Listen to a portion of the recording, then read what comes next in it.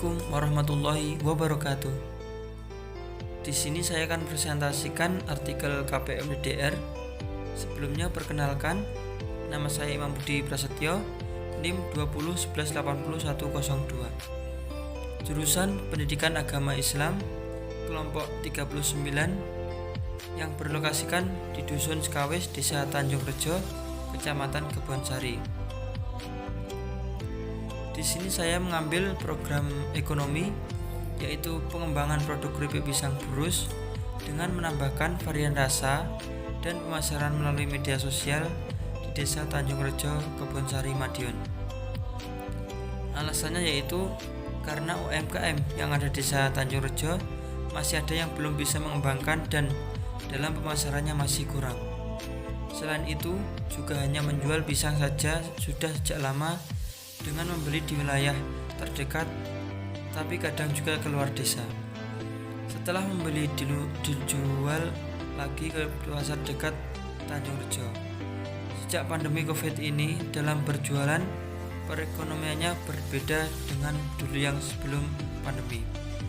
Juga biaya dan tenaganya yang sudah mulai berkurang akan menimbulkan permasalahan pada pendapatan. Selanjutnya, metode yang digunakan pada pembuatan artikel ini yaitu metode ABCD. Yang pertama yaitu ada inquiry. Pada inquiry ini, dalam tahap ini peneliti melakukan pendekatan terhadap masyarakatnya, yakni dengan berkunjung melihat lokasi dan juga memperkenalkan kepada masyarakat dengan tujuan untuk membangun kepercayaan masyarakat terhadap pengabdi di Dukuh Sekawis. Yang kedua yaitu ada discovery.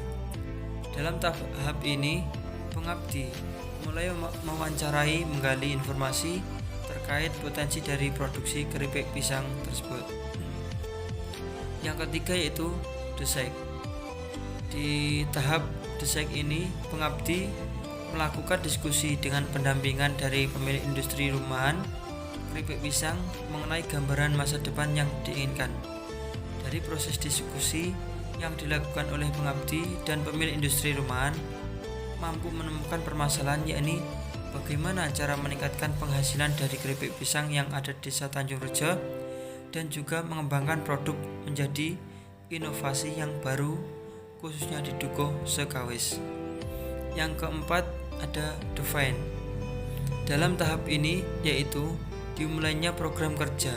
Pengabdi mengetahui permasalahan yang dihadapi terhadap salah satu aset.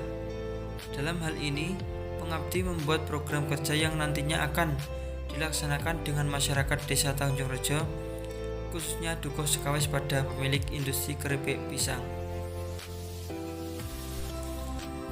Yang kelima yaitu refleksi. Pada tahap ini, setelah pelaksanaan program kerja di keripik pisang, maka dilakukan pemantauan guna untuk mengetahui sejauh mana semangat produksi dan semangat pendistribusian hasil olahan keripik pisang yang dilaksanakan, serta untuk mengetahui seberapa keberhasilan tujuan dari program kerja yang sudah tercapai. Yang selanjutnya yaitu pelaksanaan program kerja. Yang pertama, kegiatan pengabdian dimulai tanggal 14 Agustus, minggu kedua sesudah pembukaan KPM DDR 2021. Yang kedua, pada minggu pertama penulis melakukan perizinan ke Balai Desa, RT, dan pemilik produk perumahan keripik serta melakukan wawancara pendampingan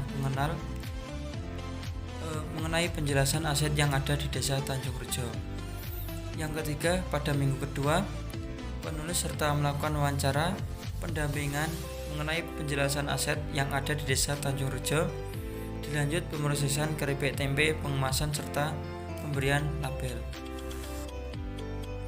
Yang selanjutnya, minggu ketiga menindaklanjuti program kerja, yaitu terkait keripik pisang, membantu proses pembuatannya, proses pembuatan desain, label, dan pemasaran di media sosial.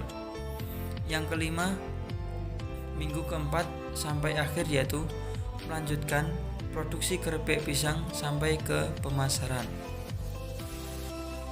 Ini yang pertama itu label keripik pisang, keripik kedua keripik tempe, yang bawah produksi keripik pisang.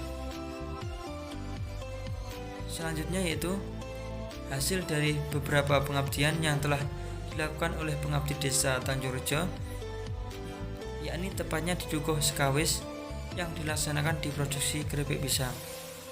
Yang pertama, keberhasilan dalam pembuatan label pada industri rumahan keripik pisang mampu menunjang pengenalan tempe keripik dan keripik pisang kepada masyarakat, karena pada dasarnya jika hasil industri sudah diberi label, cepat lambat masyarakat akan mengenal dan mempercayai keripik tempe tersebut.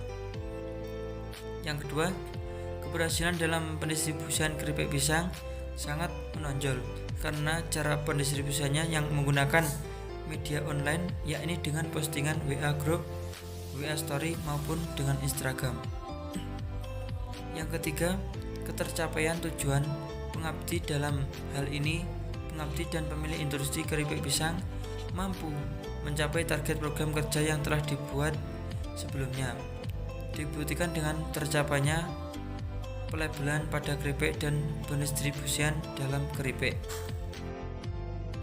Jadi harapannya ke depannya untuk produksi keripik pisang bisa meningkatkan perekonomian, kinerja dalam mengembangkan lebih luas produk UMKM keripik pisang dengan memanfaatkan teknologi internet, medsos yang semakin canggih dan bisa menjadi aset yang maju di Desa Tanjungrejo.